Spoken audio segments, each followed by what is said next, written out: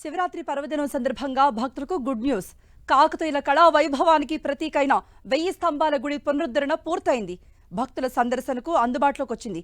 బోర్గరలో కేంద్ర మంత్రి కిషన్ రెడ్డి ప్రత్యేక పూజలు చేశారు. ప్రస్తుతం కిషన్ రెడ్డి మాట్లాడుతున్నారు. లైవ్ లో చూస్తున్నాం.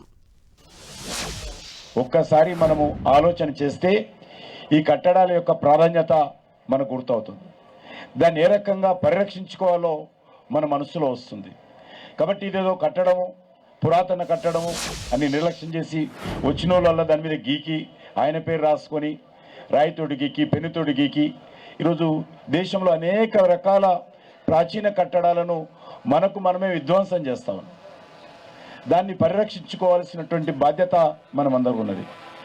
కాకతీయులు తెలుసు, వ్యవసాయ రంగం నుంచి మొదలు పెడితే కళలు, సంస్కృతి, సాంప్రదాయాలు, చేతి వృత్తులు, సంక్షేమము, అన్నిటికంటే మించి మరి ప్రజల యొక్క మేలు చేసినటువంటి విషయం మనకందరికీ తెలుసు.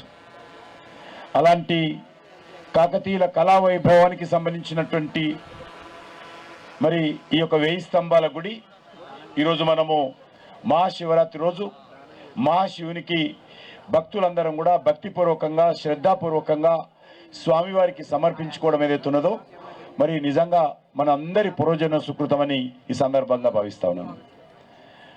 1163లో కాకతీయ పాలకుడైనటువంటి రుద్రదేవుడు ఈ ఆర్కిటెక్చర్ మార్వెల్, ఇంజనీరింగ్ అద్భుతం అంటారు, ఆర్కిటెక్చర్ మార్వెల్ ఇంజనీరింగ్ అద్భుతాన్ని ఆయన నిర్మించడం జరిగింది.